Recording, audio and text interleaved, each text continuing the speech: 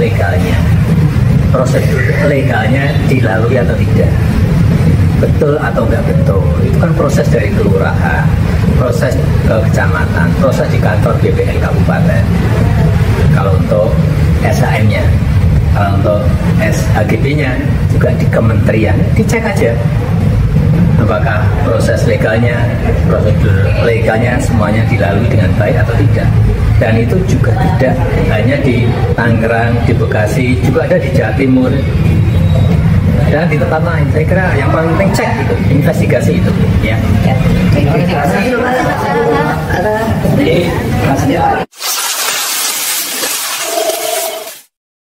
Tadi di sono saya berdebat sama Pak Lurah.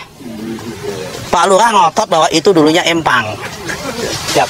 Ya, Pak Lurah. Katanya ada abrasi. Kemudian dikasih batu-batu ini dari tahun 2004 katanya. Siap. Karena kalau nggak nyampe sini itu kata dia. Saya nggak mau debat sama Pak Lurah. Ini kampung dia. Kalau kami debat nggak bisa pulang saya nanti. Tapi begini, mau Pak Lurah itu bilang empang, mau Pak Lurah bilang apa? Yang jelas secara faktual, material tadi kita lihat sama-sama, fisiknya udah nggak ada tanahnya, betul kan? Betul. Nah, udah nggak ada tanahnya. Karena udah nggak ada tanahnya, saya nggak mau debat soal masalah garis pantai apa nggak mau itu dulu. Itu toh kalau dulunya empang, kalau yang di sono tadi karena udah nggak ada fisiknya, maka itu masuk kategori tanah musnah. Ya, kalau masuk kategori tanah musnah, otomatis hak apapun di situ hilang. Hak milik juga hilang, hak guna bangunan juga hilang. Karena kalau pembatalan. Namun pemirsa, saat tim Metro TV ini mengonfirmasi langsung kepada Lurah Kohot yang saat itu ada di lokasi bersama Menteri ATR Kepala BPN Nusron Wahid, sang Lurah justru menghindar dan langsung pergi meninggalkan awak media. Bismillahirrahmanirrahim, mulai.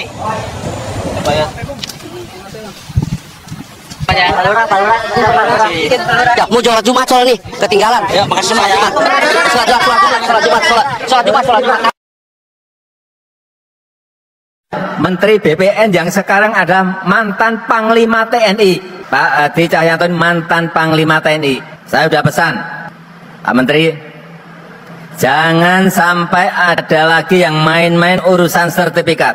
Apalagi yang namanya mafia tanah. Tidak ada, harus nggak ada di bumi Indonesia ini. Pak Menteri adalah mantan Panglima. Kalau masih ada mafia yang main-main, silahkan detik itu juga gebuk. Jadi boleh berbuat menentukan PSN dan sebagainya. Jadi seolah-olah pasal 4 ayat 1 menunjukkan bahwa diterjemahkannya sebagai presiden boleh berbuat tirani. Lalu kemudian menjelang lengsernya Jokowi, dia memberikan PSN kepada PIK 2 dan BSD. Ini perumahan yang sudah eksis 30 tahun lebih, yang sudah biasa-biasa saja, lalu bisa jadi proyek strategis nasional. Itu di mana strategisnya? Harus melalui kajian, tetapi untuk kepentingan proyek strategis nasional tidak. Oleh karena itu langsung saja diberikan, dan lahan-lahan di sana diusir. Saya beli sekian. Oh, sebelum beli NJOP-nya diturunkan dulu, Kade. Ya. Sebelum beli NJOP-nya diturunkan dulu gitu.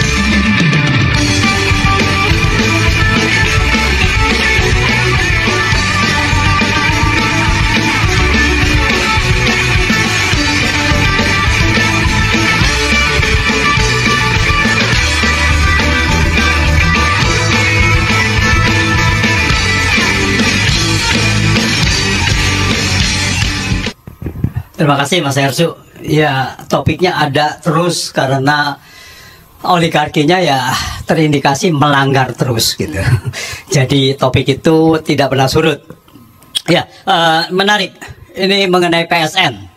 Jadi saya langsung aja Mas Hersu, ini karena banyak pembicara juga. Jadi kalau kita lihat proyek strategis nasional, kita belum bicara mengenai proyek swastanya. Proyek strategis nasional itu kapan dimulainya proyek strategis nasional? Itu pada tahun awal 2016, dimulai dengan Perpres nomor 3 2016, dan di situ tentang proyek strategis nasional, dan di list ada 215 proyek strategis nasional. Dasar hukumnya hanya peraturan presiden. Jadi, nah nanti Ibu Bivitri yang bisa melihatnya, Perpres ini tanpa ada dasar hukum, tanpa ada undang-undang, cuman dia merujuk pasal 4 ayat 1 Undang-Undang Dasar bahwa presiden memegang kekuasaan pemerintahan. Jadi seolah-olah diterjemahkan bahwa presiden boleh berbuat seenaknya. Jadi boleh berbuat menentukan PSN dan sebagainya. Jadi seolah-olah pasal 4 ayat 1 menunjukkan bahwa diterjemahkannya sebagai presiden boleh berbuat tirani. Nah, ini pertama. Ada 215. Tapi kalau kita lihat proyek-proyek itu masih demi kepentingan nasional. Meskipun ada proyek tol yang ada juga yang diindikan oleh swasta gitu. Tetapi masih kepentingan nasional. Ada proyek bendungan dan sebagainya. Yang mayoritas adalah proyek-proyek dari pemerintah. Nah, kemudian mulai ini tidak ada dasar hukumnya. Lalu proyek ini, proyek strategis nasional, mulai mengalami distorsi. Pertama adalah distorsi di tambang-tambang, di mana pada saat itu nikel mau dibesarkan. Untuk mengusir penduduk setempat untuk menjalankan bahwa proyek ini bisa berjalan lancar, maka diberikan status PSN. Oleh apa? Oleh Perpres. Disitulah terjadi pengusiran, dan disitulah mulai proyek swasta masuk sebagai proyek PSN. Dan rakyatnya diam. Ketika di Wawoni, ya, yang nikel salah satu yang terbesar itu, semua diam.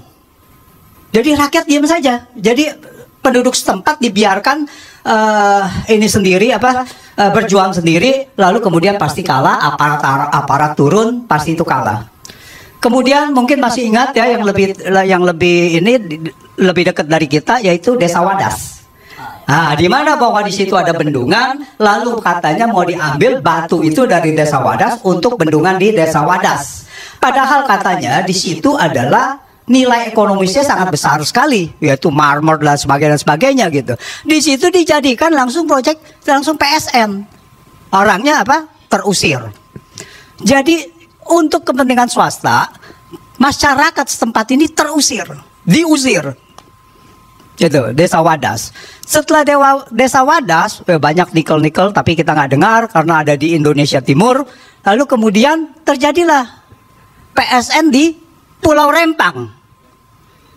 Untuk pabrik kaca, swasta pabrik kaca, bahkan swastanya adalah asing lagi ya, melalui perusahaan Indonesia gitu. Jadi ada investor asing gitu, investor dari China mau di Desa Wadas, 17.000 hektar pulau yang ada pulau burunya di situ, ada hutan buru dan sebagainya, mau dibebaskan. Penduduknya diusir, tidak boleh ada yang tinggal di situ, direlokasi. Tetapi perlawanan Rempang itu sangat luar biasa. Nah, ini pembelajaran dari kita. Kalau masyarakat bersatu melawan, maka bisa berhasil untuk menunda proyek ini. Meskipun pada saat itu dibilangnya ditunda proyek Pulau Rempang ini. Karena apa? Penunjukan PSN itu cuma 1 bulan, Mas Hersu. Dari Bahlil Erlangga atau yang ke China, MOU, kemudian 1 bulan kemudian Menko Erlangga lalu mengatakan ini adalah proyek strategis nasional, Eco Smart City atau apapun namanya. Hanya 1 bulan, bos. Luar biasa. Lalu kemudian menjelang lengsernya Jokowi, dia memberikan PSN kepada PIK 2 dan BSD. Ini perumahan yang sudah eksis 30 tahun lebih, yang sudah biasa-biasa saja, lalu bisa jadi proyek strategis nasional itu di mana strategisnya? Jadi tidak ada yang namanya strategisnya. Itu pertama. Kedua, kita lihat dari peraturan. Peraturannya adalah yang terakhir ini memakai peraturan Undang-Undang Cipta Kerja. Dari Undang-Undang Cipta Kerja itu, kalau khususnya kita bicara PIK 2, yaitu ada alih fungsi lahan. Ya, ada lahan pertanian atau apapun yang kemudian dialihkan menjadi perumahan atau proyek wisata.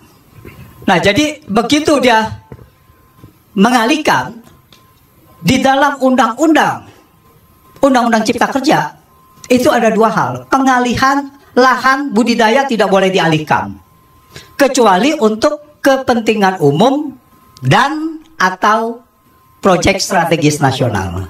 Tapi tidak pernah ada definisi apa strategis nasional itu. Itu pertama, dan atau itu. Jadi boleh dialihkan kalau kecuali untuk kepentingan umum dan atau proyek strategis nasional. Nah, ini penyelundupan hukum nih. Bahwa pasal ayat 1 ayat selanjutnya untuk kepentingan umum, jadi proyek strategis nasional tidak masuk, harus dibuat kajian. Wah, harus ada kajian, ada persyaratannya. Tapi tidak untuk proyek strategis nasional. Pertanyaannya adalah, apakah proyek strategis nasional itu adalah untuk kepentingan umum? Harusnya ya, kepentingan nasional. Kalau namanya kepentingan nasional, harusnya adalah kepentingan umum. Ya enggak? Jadi, untuk kepentingan umum, harus melalui kajian, tetapi untuk kepentingan proyek strategis nasional tidak. Oleh karena itu, langsung saja diberikan dan lahan-lahan di sana diusir. Saya beli sekian. Oh, sebelum beli NJOP-nya diturunkan dulu, Kade. Ya. Sebelum beli NJOP-nya diturunkan dulu gitu. Nah, ini bagaimana NJOP bisa bisa diturunkan gitu ya untuk membeli dengan harga sekian. Kalau tidak mau digusur, kalau tidak mau dikriminalisasi. Nah, kemudian kita dengar bahwa Said Didu membela kepentingan masyarakat, beredar luas, lalu dipanggil polisi dan sampai sekarang kalau nggak salah penyidikan ya, oke, belum tersangka, oke, maaf. Soal kalau udah penyidikan tinggal soal waktu kan gitu. Nah, tinggal soal waktu, kalau rakyat melawan ya tidak jadi juga gitu. Tinggal tergantung dari apakah rakyat ada untuk membela kepentingan masyarakat luas. Nah, itu. Jadi proyek strategis nasional ini digunakan untuk mengusir masyarakat setempat demi menjalankan proyek-proyek yang diinginkan untuk kepentingan sekelompok orang. Awalnya adalah untuk kepentingan umum, jalan tol, bendungan, jalan infrastruktur sarana dan prasarana dan sebagainya. Awalnya masih lumayan bagus, meskipun melanggar peraturan perundang-undangan. Nah, yang terakhir, bahwa apakah kalau proyek strategis nasional, anggap saja bahwa dia mengikuti peraturan perundang-undangan, apakah boleh mengusir rakyat begitu? Pasal 28 H Undang-Undang Dasar ayat 4 itu mengatakan bahwa setiap orang berhak untuk memiliki barang pribadi, dan kepemilikan itu tidak boleh direbut oleh siapapun dengan sewenang-wenang. Oleh siapapun tidak boleh direbut. Jadi kalau saya ada lahan di situ lalu saya tidak mau jual, itu bagaimana?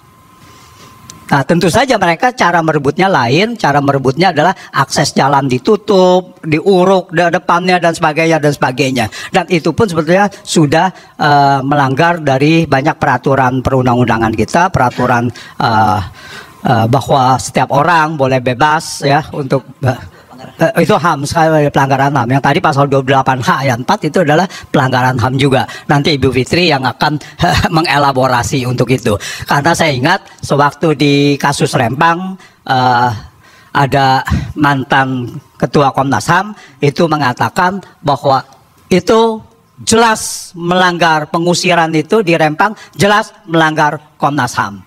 Jadi melanggar HAM, hak asasi manusia. Jadi karena kita sudah ratifikasi juga perjanjian HAM, ya saya rasa ini juga seharusnya bisa dilaporkan, tapi teknisnya nanti kita serahkan Bu Fitri dan juga Bang Ferry Amsari. Terima kasih.